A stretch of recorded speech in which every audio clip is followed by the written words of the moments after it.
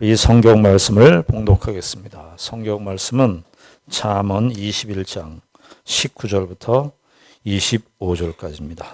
다투며 성내는 여인과 함께 사는 것보다 광야에서 사는 것이 나으니라. 지혜 있는 자의 집에는 귀한 보배와 기름이 있으나 미련한 자는 이것을 다 삼켜버리느니라. 공의와 인자를 따라 구하는 자는 생명과 공의와 영광을 얻느니라. 지혜로운 자는 용사의 성에 올라가서 그 성이 의지하는 방벽을 허느니라. 입과 혀를 지키는 자는 자기의 영혼을 환난에서 보존하느니라. 무례하고 교만한 자를 이름하여 망령된 자라 하나니 이는 넘치는 교만으로 행함이니라. 게으른 자의 욕망이 자기를 죽이나니 이는 자기의 손으로 일하기를 싫어함이니라. 아멘. 우리 서로 인사하는 시간을 갖겠는데 오늘은 조금 표현을 달리해서 하십시다. 수고하셨습니다. 앞뒤 옆을 바라보면서 수고하셨습니다. 수고하셨습니다. 수고하셨습니다. 사는 게 말입니다. 사는 게 기적이에요. 사는 게. 하루하루 살아가는 일상이 매우 소중해요. 무슨 대단한 일이 있고 기쁜 일이 있고 뭐 보람찬 일이 일어나서 꼭 좋은 게 아니라 살고 있는 것 자체가 참 수고하는 것입니다. 일상에 우리가 살아가는 삶이 얼마나 매일매일 살아가는 현실이 버겁습니까? 각자의 삶을 살아가는데 그걸 버티는 것이 참 힘들죠. 힘들어요. 사실은 굉장히 뭔가 큰 일이 있거나 그러면 좋지만 우리의 인생과 삶이 각자 삶에 정말 사람들마다 또 가정들마다 다 돌덩이 하나씩을 갖고 있어요. 그 큰 돌이 됐든지 작은 돌이 됐든지 그 돌의 차이는 있을 수 있지만은 다 인생의 무게를 다 안고 사는 거예요. 저와 여러분들은 몸의 신체에서 어떤 것이 제일 고맙습니까? 여러분들 우리 몸이 있잖아요. 얼굴도 있고 입도 있고 손도 있고 발도 있고 위장도 있고 그런데 저는 개인적으로는 제 발이 제일 고마워요. 내 인생과 삶을 그동안 지탱해 준 발. 내 삶의 무게를 다 오롯이 다 감당해 준 이 발이 정말 고맙고 감사해요. 싫은 건 뭘까요? 설교 시간에 나중에 나올 겁니다. 우리가 지난주에 이어서 우리가 21장 15절부터 읽었는데 오늘 15절 우리가 읽었지만 19절 읽었지만 다투며 성내는 여인과 함께 사는 것보다 광야에서 사는 것이 나으니라. 우리가 지난주에 9절 말씀 봤잖아요. 9절 말씀도 비슷한 말씀이라고 그랬죠. 다투는 여인과 함께 큰 집에서 사는 것보다 움막에서 사는 것이 나으니라. 지난주에 이 설교 가지고 굉장히 논란이 많다. 어떤 분은 부인과 다투더라도 움막까지 같이 가겠다 그러신 분들이 있었어요. 아주 대단하고 또 어떤 분은 이걸 왜 여인으로만 해야 됩니까? 다투는 남자도 많은데 다투는 남자로 바꿔야 되는 거 아니냐 그렇게 말씀하신 분들도 계셨습니다. 그런데 이 말씀은 여기 9절과 19절의 말씀은 비유라고 말씀을 드렸습니다. 두 가지 상황이 있는데 어디에 더 중점을 둘 것인가? 어디에 삶의 무게 중심을 둘 것인가? 우선순위를 둘 것인가? 하는 그런 의미에서의 비유라고 말씀을 드렸습니다. 우리가 지난주에 이 9절 말씀은 어떤 것과 비교한 것이었어요? 3절의 말씀, 공의와 정의를 행하는 것은 제사 드리는 것보다 여호와께서 더 기뻐하신다. 그러니까 예배를 드리는 것도 매우 소중하지만 중요하지만 그러나 정말 무게 중심, 무엇이 더 우월한 가치냐? 그럴 때 여호와께서는 공의와 정의를 행하는 것, 그것이 더 우월한 가치가 있고 너희들이 삶을 살아가면서 인생을 살아가면서 신자들이 예배를 드리고 제사를 드리는 것 이것이 굉장히 소중하지만 그러나 우리의 삶에서 우리 만나는 사람들에게 공의와 정의를 행하는 그것이 예배를 드리는 것보다 제사를 드리는 것보다 더 중심적인 가치가 있다는 사실을 9절의 말씀을 통해서 이렇게 비교해서 이야기를 했어요. 그렇다면 오늘은 21장 19절에 있는 이 말씀은 같은 내용일까요? 비교의 초점이 같은 비교일까요? 그 의미는 같아요.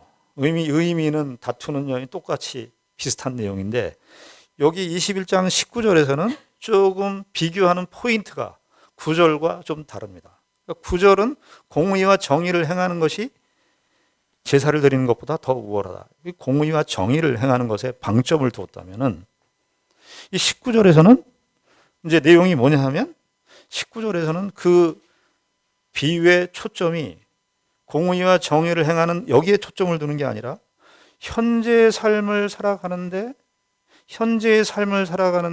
그 현재의 삶을 살아가는 것이 현재의 목적만, 현재의 즐거움만을 추구하면서 살 것이냐, 아니면 현재를 똑같이 살아가고 있지만 현재를 사는 목적이 미래를 준비하면서 사는 삶이냐, 이 두 가지가 있는데 이 두 가지 중에서 어디를 더 비중을 두고 살 것인가 하는 비교를 하고 있는 것이 19절의 말씀입니다.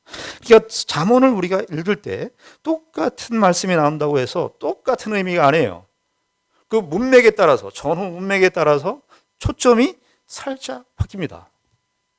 9절과 19절은 의미가 같은 내용이지만 9절이 위치하고 있는 그 상황, 그리고 19절이 위치하고 있는 그 문맥이 서로 다르기 때문에 여기 19절에서는 무엇을 대조하고 있냐? 우리가 다 똑같이 우리가 현재를 살아요. 인간은 다 현재를 살아요. 우리 다 지금을 살고 있어요. 그런데 지금을 살아가는 그 삶이 그저 지금의 현재 만족만을 누리고 살 것이냐? 아니면 지금을 살고 있는데 지금을 살아가는 이 삶의 모든 목적을 미래를 준비하면서 살 것이냐 하는 것이 이 비유의 초점이라고 할 수 있겠습니다. 그래서 20절에 보시면, 그러면 20절에 있는 내용을 우리가 볼 때 어떻게 읽어야 되느냐 하면 20절의 말씀을 보십시오. 지혜 있는 자의 집에는 귀한 보배와 기름이 있으나 미련한 자는 이것을 다 삼켜버리느니라. 그러니까 20절에 있는 말씀을 그냥 뚝 떼어놓고 보면, 지혜 있는 사람은 재물도 잘 벌고 하니까 보배와 기름이 충만하지. 미련한 사람은 미련하니까 보배와 기름이 없으니까 그럼 다 그렇게 사는 것이지 하는 단순 비교를 하려고 하는 것이 아닙니다. 20절에 있는 이 말씀은 지혜 있는 자의 귀한 보배와 기름, 그 당시 때는 이제 보물과 기름이 대표적인 그 당시 때 번영의 상징이었어요. 축복의 상징이었어요. 지혜 있는 자와 미련한 자를 대조하는데 지혜 있는 자는 보배와 기름이 있다는 겁니다. 왜 보배와 기름이 있냐면 이 사람은 미래를 대비하고 있는 거예요. 미래에 앞으로 내일에 있을 공핍한 상황, 그 상황을 준비하고 의식하고 오늘을 보배와 기름을 다 소비하지 않는 거예요. 그런데 미련한 자는 어떻게 합니까? 이것을 어떻게 해요? 다 삼켜버려요. 현재에 주는 그 만족, 현재에 주는 그 기쁨, 현재에 주는 그 쾌락을 위해서 보배와 기름을 다 먹어버리는 거예요. 그래서 표현이 아주 삼켜버린다는. 무슨 대조를 하려고 그러는 겁니까? 지혜 있는 자는 돈이 많다, 미련한 자는 돈이 없다, 망했다, 그런 얘기를 하려고 그러는 것일까요? 지혜로운 자는 보배와 기름이 있어서 그것을 다 쓰고 소비할 수 있지만 미래에 있을 일들을 위해서, 미래에 우리가 가난할 그 현실들이 있는 것을 대비해서 오늘 보배와 기름을 유지하고 있다는 얘기죠. 미련한 자, 그의 세계 속에서는 미래가 없다는 거예요. 그러니까 어떻게 해요? 지금 현재에 있는 보배와 기름을 다 먹어버리는 거예요. 현재에 누릴 즐거움을 위해서 모든 자산을 다 소비해버리는 그 사람이 미련한 자라는 겁니다. 여러분, 우리가 일상의 이 세상의 삶의 현실 속에서도 보는 거 아닙니까? 내일이 분명히 내일 어떤 일들이 있어서 돈이 필요할 텐데, 혹은 한 달 후에 어떤 돈이 필요할 텐데, 그러면은 사람이 자연적으로 오늘의 현실 속에서 준비를 해야 되지 않습니까? 옛날에는 개를 많이 들었어요. 저희 어머니 예전에 보면 갯돈을 준비해야 된다. 갯돈을 항상 준비해. 이불 속에다가 이렇게 감춰놓고 있는데 형제들이 그걸 몰래 막 세벼갖고 그런 적이 있어서. 근데 한 달 후에 그 갯날이 오면 갯돈을 보여야 되니까 그 갯돈을 준비한 거예요. 미래 어떻게 하는 겁니까? 한 달 후에 있을 그 갯을 위해서 지금 현실을 준비하고 있는 거예요. 일반의 삶을 살아가는 그런 모든 일반의 법칙이지요. 그런데 여기 이 말씀이 과연 우리의 경제적인 삶에 미래를 우리가 돈을 잘 준비해서 돈을 지금 막 소비하고 싶지만 미래에 있을 가난을 대비해서 우리가 지금 여기서 돈을 잘 챙기고 잘 보관해야 돼. 잘 지켜야 돼. 그런 이야기를 하려고 그러는 것일까요? 우리가 지금 잠언의 흐름이 일반적인 그런 지혜를 통해서 영적인 교훈, 신앙적인 교훈을 의도하고 있다고 여러 번 말씀을 드렸습니다. 제일 중요한 거예요. 이 잠언을 읽을 때 두 가지가 굉장히 중요하다고 그랬어요. 첫 번째는 뭐라 그랬죠? 그 일상의 지혜를 통해서 신령한 지혜, 영적인 지혜를 말하고 있다는 거예요. 그러니까 문자의 의미와 의도된 의미가 다르다는 거예요. 그래서 이 일상의 지혜를 통해서 영적인 지혜를 이야기한다는 것. 이거 하나 하고, 두 번째는 잠언이 그냥 따로 이렇게 떨어져 있는 독립된 문장이 아니라, 그래서 독립된 의미가 서로 산발적으로 편파적 이렇게 파편적으로 있는 교훈의 내용 요약집이 아니라 그 내용이 일관적인 논리성, 흐름을 갖고 있다는 사실. 이 두 가지를 우리가 염두에 둬야 된다고 말씀을 드렸습니다. 자, 그러면 20절에 지혜 있는 자의 집에는 귀한 보배와 기름이 있으나 미련한 자는 이것을 다 삼켜버리니라. 그렇지. 우리가 미래를 준비해야 되지. 미래를 준비하고 사는 삶이 과연 무엇인가? 그러면 돈을 잘 준비하고 살아야 되는가? 그 이야기를 하려는 것일까요? 그 다음의 내용에서 우리가 현재의 삶이 미래를 준비하는 삶인데 그 미래를 준비하는 삶의 내용이 무엇이냐? 그것이 21절에 나오는 겁니다. 21절에 보면 공의와 인자를 따라 구하는 자는 생명과 공의와 영광을 얻느니라. 그러니까 지금 지혜로운 자는 지금 보배와 기름, 이 보배, 귀한 보배라 그러는데 기쁜 보배. 참 인생에 있어서 참 고귀한 가치죠. 하나님의 백성들은 우리가 현재를 살아가는 이유와 목적은 미래를 준비하면서 살아야 되는데 그 미래를 준비하는 삶의 내용이 무엇을 추구하면서 살아야 되느냐? 공의와 인자를 따라서 살아야 되는 것이다 하는 거예요.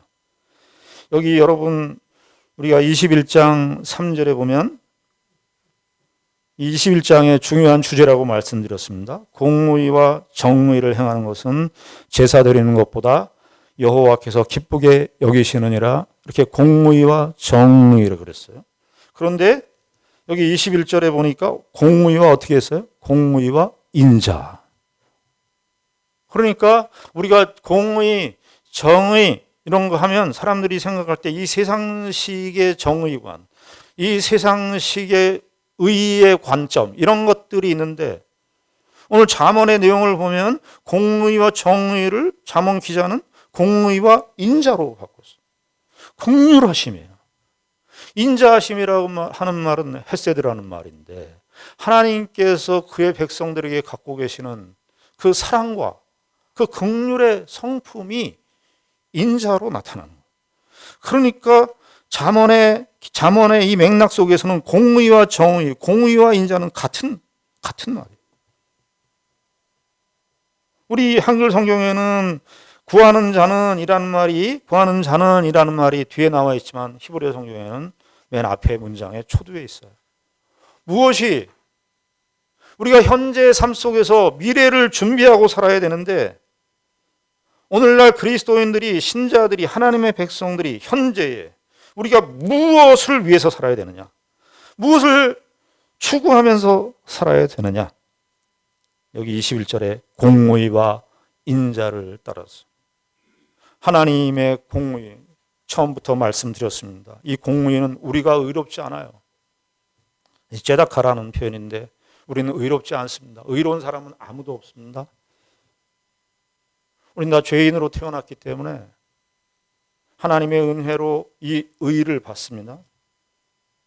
그러니 이 하나님의 은혜로 의를 받았으니 그 하나님의 은혜로 그 의를 우리가 덧입었으니 다 은혜로 말미암은 것이니까 너희들의 삶 역시 그 은혜가 표출되는 삶을 살아야 된다.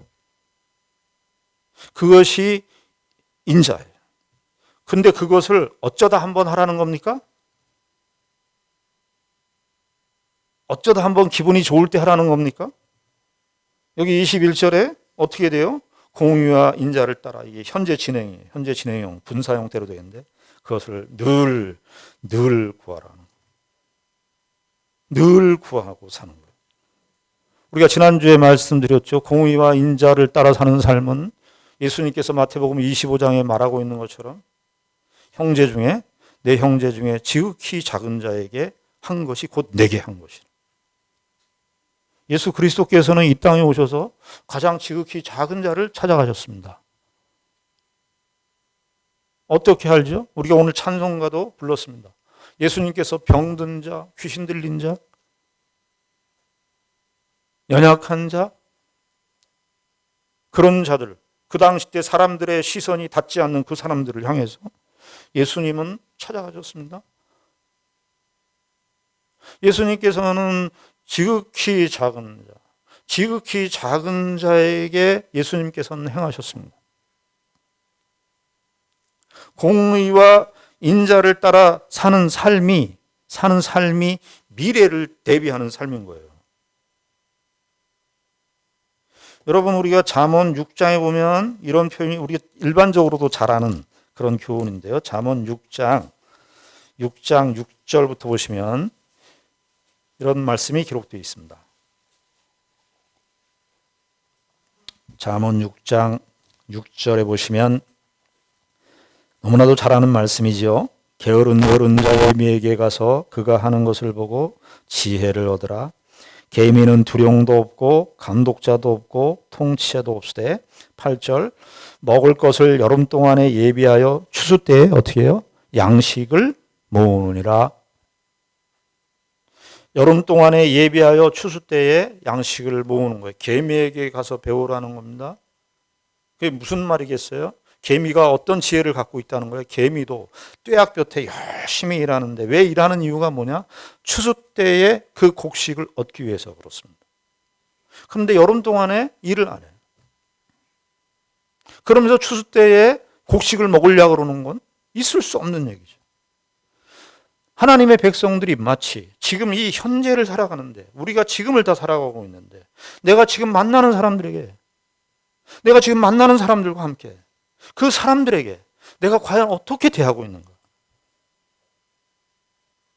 내가 그 사람들에게 공의와 인자를 따라 구하는 삶으로 그 사람들을 마주하고 대하고 있는가? 이것이 미래를 준비하는 삶이라 그렇게 말합니다. 다시 21장 본문으로 돌아와서 21장에 보면 공의와 인자를 따라 구하는 자는 뭐가 주어져요? 생명과 공의와 영광을 얻는다 그렇게 얘기합니다. 생명과 여기 공의가 같이 만나죠. 공의와 인자를 따라 구하는 자는 이것은 현재의 삶 속에서 공의와 인자를 따라 살아요. 그런데 그것이 최종적인 하나님이 보상해 주실 때 공의와 영광을 주신다는 거예요. 그러니까 무슨 얘기냐 하면 지금 우리가 현재의 삶 속에서 공의와 인자를 따라 사는 삶은 무효화되지 않는다는 거예요. 공의와 인자를 따라 사는 삶은 우리가 죽어서 영원한 천국에 갔을 때 하나님께서 거기에서도 그 가치를 인정받는다는 거예요.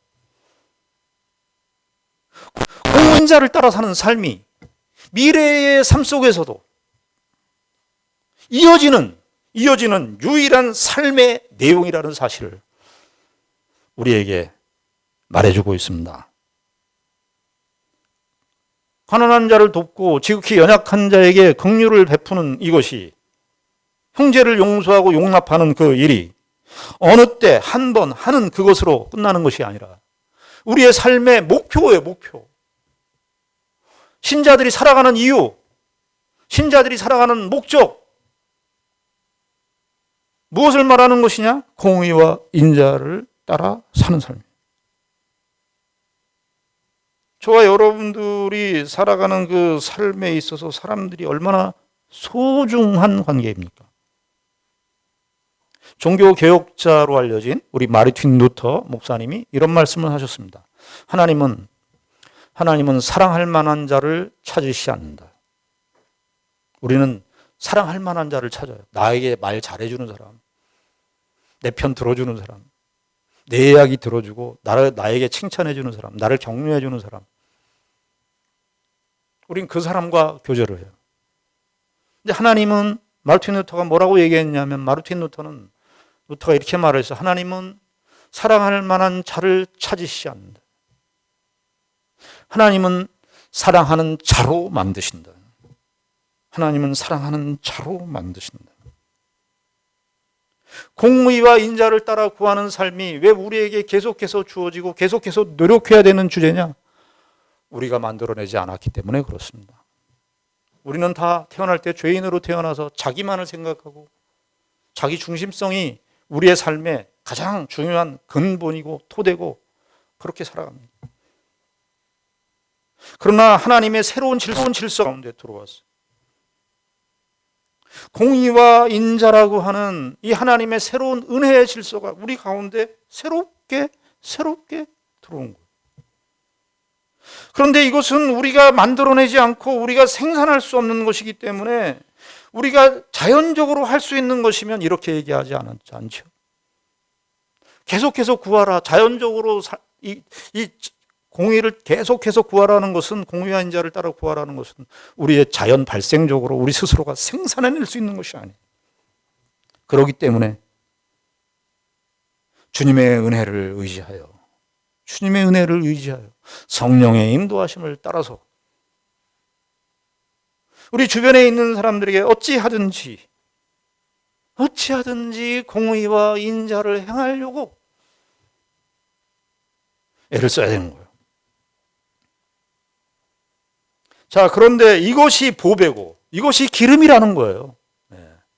이것이 보배고 기름인데, 자, 이것은 이제 21장 우리가 읽으면서 쭉 강조를 해왔기 때문에 21장 거기까지는 공의와 인자를 구하는 삶은 우리가 알겠는데, 그러면 보배는 과연 그 정도의 보배인가? 우리가 공의와 인자를 따라 주변에 있는 사람들을 공의와 인자로 대해야 되는데 과연 어떻게 대해야 될 것인가? 그 정말 진정한 보배는 무엇인가 하는 내용을 이제 22절부터 이야기를 합니다. 22절 보시면 한 얘기를 합니다. 지혜로운 자는 용사의 성에 올라가서 그 성이 의지하는 방벽을 허느니라. 정말 지혜로운 자는 용감한 그 용사들의 성이 있는데 거기에 올라가서 그 방벽을 헐어요. 이 얘기는 뭐냐면 지혜가 그렇게 소중하다는 거예요. 우리가 지나온 그 전쟁에 관한 그 역사 가운데 이런 전쟁이 항상 힘을 많이 가진 쪽이 힘이 없는 쪽을 이기는 것이 전쟁의 승패의 중요한 요소가 되지만 꼭 그렇지 않은 경우도 있었습니다. 우리가 삼국지의 적벽대전을 보면 조조의 군사가 100만 대군 아닙니까? 그 100만 대군을 제갈량이 10만 대군을 가지고 이기는 전쟁이 있었죠. 그 제갈량의 지혜로 이긴 전쟁이죠. 이순신 장군이 명량 노량진 해전에서 12척의 배를 가지고 일본의 배들을 몇백 척의 배를 이기는, 우리는 그 전쟁의 역사를 우리 한국에서도 대한민국 역사 속에서도 볼 수 있고 세계사에서도 볼 수 있어요. 그리스와 트로이 전쟁 때 그리스하고 트로이하고 9년간의 전쟁을 했는데요. 그 트로이 전쟁 어떻게 이깁니까? 트로이의 목마라고 하는 그것으로 전쟁을 이기게 돼 있어요. 지혜라고 하는 것이 성을 전투를 할 때 그 계획 하나가, 지혜로운 계책 하나가 전쟁의 승패를 결정짓는다는 거예요. 22절에 그 얘기를 해요. 그런데 이게 무슨 얘기를 하려는 것일까? 지혜로운 자는 이렇게 성을 빼앗을 정도로 대단한 지혜인데 그 지혜의 실제적인 내용이 뭘까? 23절입니다. 23절이 무슨 얘기를 하는 거죠? 23절에 입과 혀를 지키는 자는 자기의 영혼을 환난에서 보존하느니라. 그러니까 21절, 19절부터 21절까지는 그 보배는 공의와 인자를 따라 구하는 삶이 그 보배인데, 그 공의와 인자를 따라 사는 삶이 또 보배일 뿐만 아니라 또 무엇이 보배냐 하면, 자, 지혜로운 자가 이렇게 성을 얻을 수 있다. 성을 얻을 수 있는 그런 능력을 가지고 있다. 지혜가. 그런데 정말 가장 큰 지혜는 자기의 입을 지키는 자. 여기 입과 혀를 지키는 자 그렇게 되어 있지만 자기의 입, 자기의 혀. 자기의 입과 혀를 지키는, 그 지키는 자가 보배예요. 성을 지켜서, 큰 성을 지켜서 큰 성을 함락을 해갖고 사람들한테 칭찬과 영광을 받는데, 만약에 그 성을 얻은 그 장수가 말을 지키지 못한다면, 입을 지키지 못한다면 그것은 피한 것이나 마찬가지라. 특별히 공의와 인자를 행하는 그 삶, 그것은 이웃에게 우리가 공의와 긍휼을 베풀어야 되는 삶인데, 공의와 긍휼을 베푸는 삶의 문맥에서 입과 혀를 말한다는 것은 결국은 공의와 인자를 행할 때, 우리가 물론 물질을 가지고 나누는 것도 소중하지만 공의와 인자를 가지고 행할 때 무슨 생활이 가장 중요하냐? 언어. 우리의 말을 지키는. 여기 사실 입과 혀를 지키는 자, 이게 강조예요. 지키는 자, 그 입을 지키는 자, 그의 혀를 지키는. 이런 말씀들은 잠언, 제가 초두에 잠언 15장부터 설교를 해왔는데요. 잠언 15장에서부터 처음부터 입술에 관한 이야기가 나왔어요. 입술에 관한 이야기가 나온 거예요. 말에 대해서 이야기가 나온 거예요. 잠언 16장 32절에 보면은 이런 말씀들이 나옵니다. 이런 말씀이 기록되어 있습니다. 거기 16장 32절에 보면, 노하기를 더디하는 자는 용사보고 자기의 마음을 다스리는 자는 어떻게 해요? 성을 빼앗는 자보다 나으니라.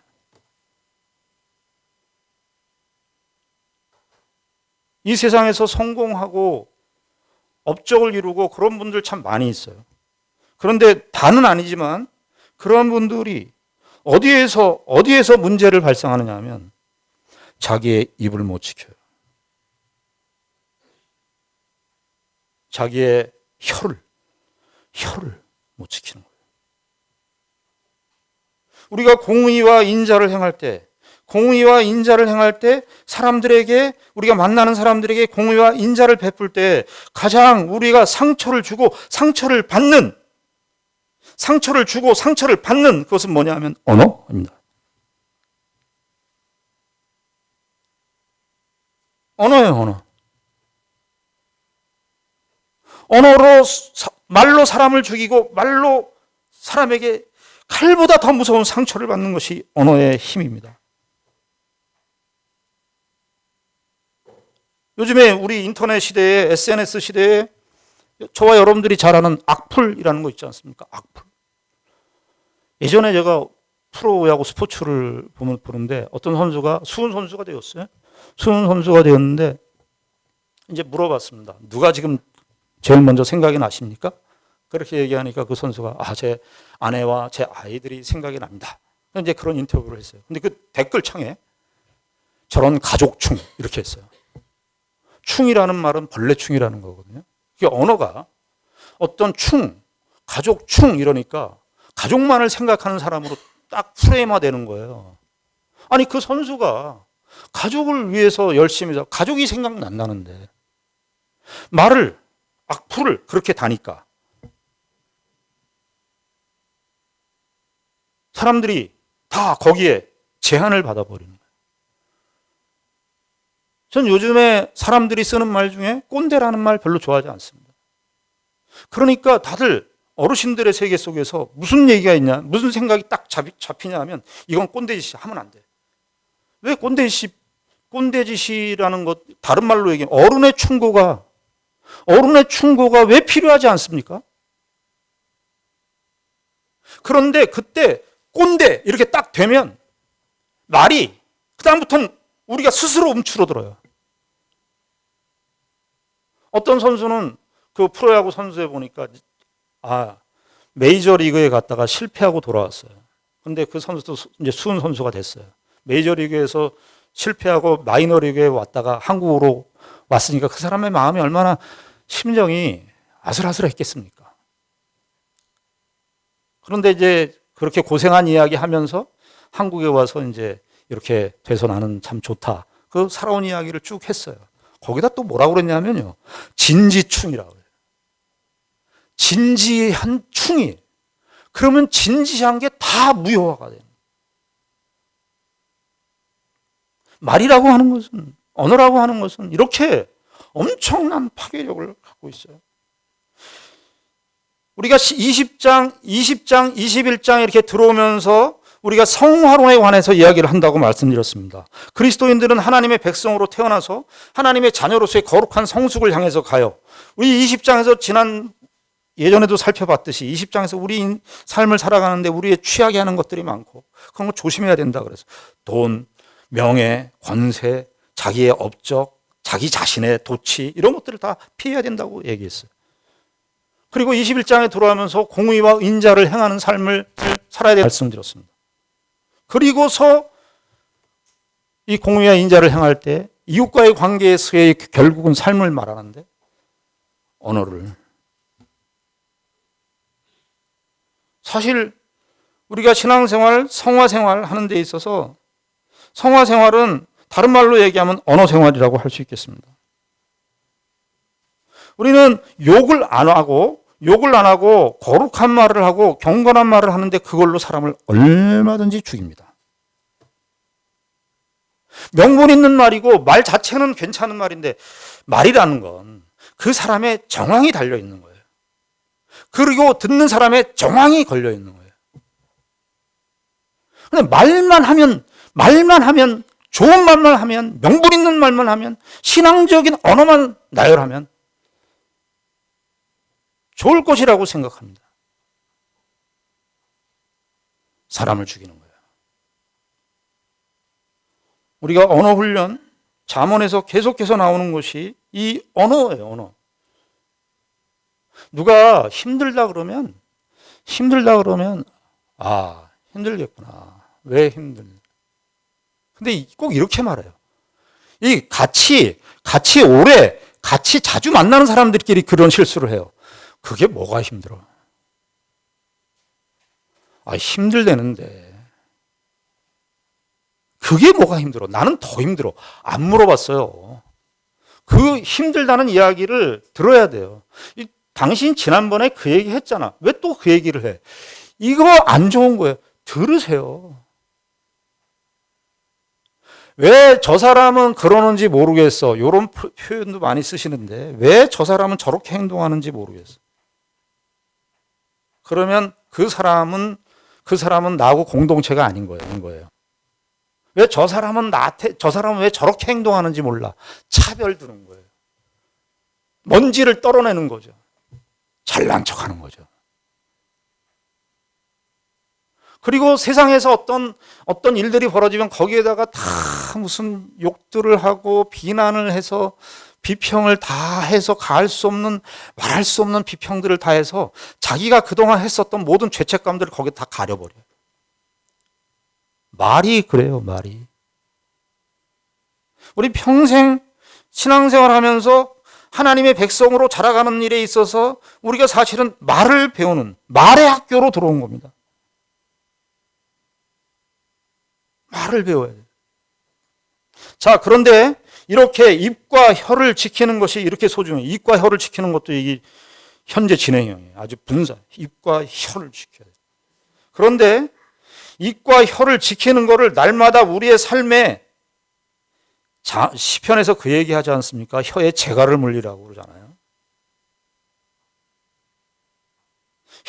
입과 혀를 지키는 이걸 보배처럼 소중하게 생각하고 공의와 인자를 행할 때 가장 핵심적인 것이 입과 혀라는 사실을 인식하고 그렇게 살아야 되는데 항상 나 자신을 성찰하고 돌아보고 내가 어떤 사람에게 상처를 주었나, 어떤 표현을 했는지 이런 것들을 돌아보는 일들을 늘 지키는 삶을 살아야 되는데 그렇게 살지 않는 사람은 어떤 사람이냐? 24절에 이렇게 되어 있습니다. 무례하고 교만한 자를 이름하여 망령된 자라 하나니 이는 넘치는 교만으로 행함이라. 세상에 내 잠언의 말씀 여러 군데 봤지만요, 교만에 해당하는 이 말을 이렇게 한 문장 안에 다 쓴 표현을 처음 봤어요. 그래서 잠언을 제가 다 읽어오진 않았지만 이렇게 한 문장 안에 무례, 교만, 망령, 넘친다고 되어 있는데 이게 넘치는 게 오만이에요. 오만과 교만. 다섯 단어를 다 동원했어요. 그런데 이것이 무엇과 관련되어 있어요? 우리의 언어. 말을 안 고쳐요. 말을 고쳐야 되는데. 그러니까 무례하죠. 무례하기 짝이 없어요. 내가 정당하면은 다 무례해져요, 우리는. 정당할 때 조심해야 돼요, 정당할 때. 무례하고 교만한 자를 이름하여 망령된 자라 그러는데 이 망령된다는 말은 비웃는다는 거예요. 그러니까 말로 다 비웃어요. 이걸로 행한대요. 이걸로 행한다. 교만이라고 하는 것은 멀리 있지 않습니다. 우리의 말에 배어 있습니다. 우리의 언어에 배어 있습니다. 말을 하는 뉘앙스에도 배어 있습니다. 저희 고등학교 때 친구들 사이에서 그때 도시락을 이렇게 갖고 오지 않습니까? 도시락을 이렇게 다 갖고 와서 반찬을 같이 나눠 먹어요. 근데 친구 하나가 제 다른 친구에게 그 얘기를 했어요. 아주 직선적으로 말하는 친구예요. 야, 너는 오늘도 김치냐? 도시락이? 야, 김치가 그리고 왜 이렇게 맛이 없냐? 너희 어머니 요리학원 좀 다니라 그래라. 평생 원수 됐어요. 평생 원수 됐어요.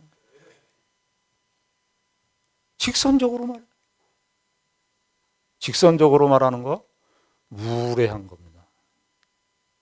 무례한 겁니다. 자기가 말하려는 그 내용과 상관없이 말하려는 내용을 알 뉘앙스가 무례하기 때문에 말하려는 내용이 다 사라져 버리죠.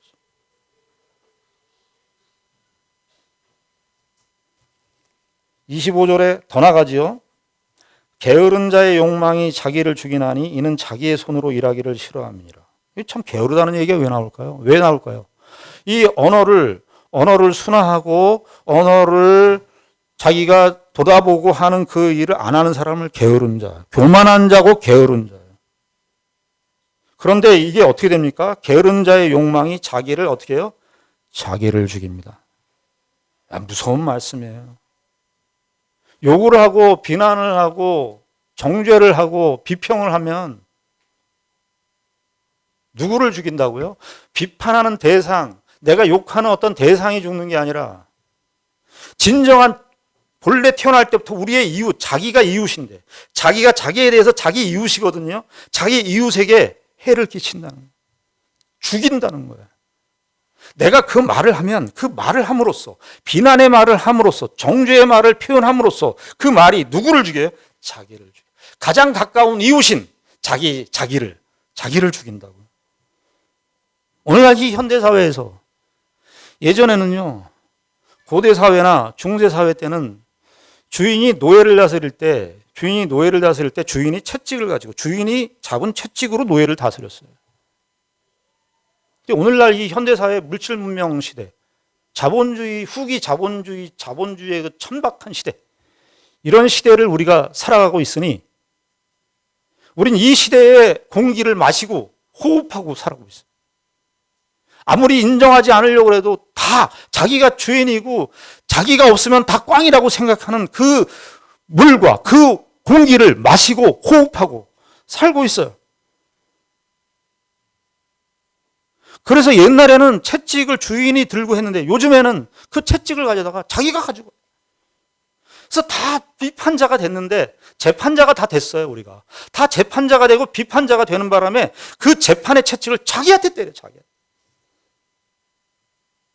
자기한테 계속 때려요. 그래서 옛날에 산업혁명 있기 이전의 시대하고 산업혁명 이후의 시대, 물질의 시대거든요. 물질주의의 시대가 들어오면서부터는 정신병들이 많아지는 거예요. 왜 그러냐? 그 채찍을 옛날엔 주인에게 있었던 채찍인데 그 주인이 가지고 있는 그 채찍을 내가 가져와 갖고 나를 막 때리니까. 거기에는 질서도 없어요. 내가 나에게 하니까 재판관도 없어요. 내 스스로가 막 하니까.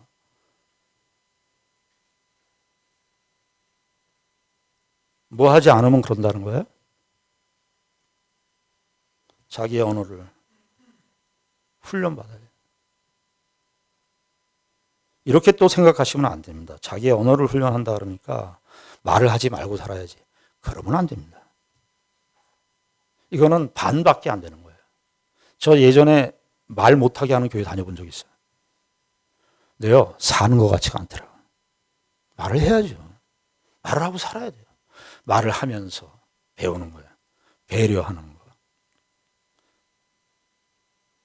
그리고 자신의 인격의 어떤 깊이를, 성숙을 그렇게 부딪히고 함으로써 배우는 거예요. 그런데 이거를 하지 않으면 어떻게 돼요? 교만한 자고요. 이걸 하지 않으면 결국은 자기를 죽인다는 거예요. 저와 여러분들이 신앙생활을 하는 데 있어서 참 하나님께서 우리에게 이 은혜를 주셨어요. 이 은혜의 언어를 배우도록 우리가 이 세상의 정말 타락과 오염과 말할 수 없는 인생의 그 거친 소용돌이 속에서 살아가는 이 현실 속에 주께서 우리에게 은혜를 베풀어 주셔서 이 새로운 은혜의 질서를 우리에게 주셨어요. 우리로 그걸 실현해보고 살라고, 우리로 그 은혜를 표출해보면서 살아보라고 우리의 인생이라고 하는 시간을 주셨습니다. 저와 여러분들의 삶 속에 정말 공의와 인자를 우리 주변에 있는 사람들에게 행할 때 우리가 정말 속 깊은 언어를 쓰고 정말 그 사람을 배려하고 그 사람을 존중하고 그 사람을 인정해주는 그런 언어를 우리가 배우는 참 하나님의 사람들 그 모두가 되기를 주님의 이름으로 축원합니다. 네, 기도하겠습니다. 하나님 아버지 은혜를 감사합니다. 하나님께서 우리에게 이 세상을 살면서 미래를 준비하는 삶을 살라고 하셨습니다. 공의와 인자를 늘 구하며 살라고 말씀하셨습니다. 하나님 아버지, 그런데 우리의 힘으로 불가능합니다. 주님, 우리에게 은혜를 베풀어 주셔서 우리의 가장 큰 우리의 입술, 우리의 혀를 통제하고 주의 은혜 아래서 우리의 입술이 변화받는, 그래서 성숙해지는 그러한 삶이 될 수 있도록, 그런 성화를 이루어 갈 수 있도록 주님 저희들 늘 인도하여 주시고 역사하여 주시옵소서. 예수님 이름으로 기도드리옵나이다. 아멘.